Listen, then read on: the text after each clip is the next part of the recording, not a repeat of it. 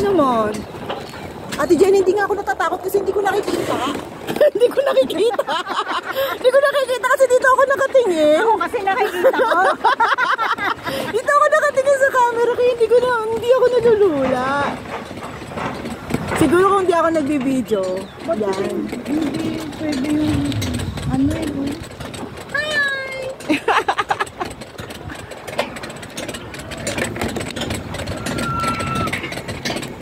Oh, grabe yun.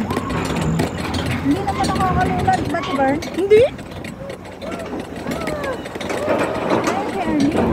Tayo kay Arlene. Kasi siya lang pwede. Hindi rin kami pwede. Hindi rin kayo pwede. Ibenta na lang niya sa iba.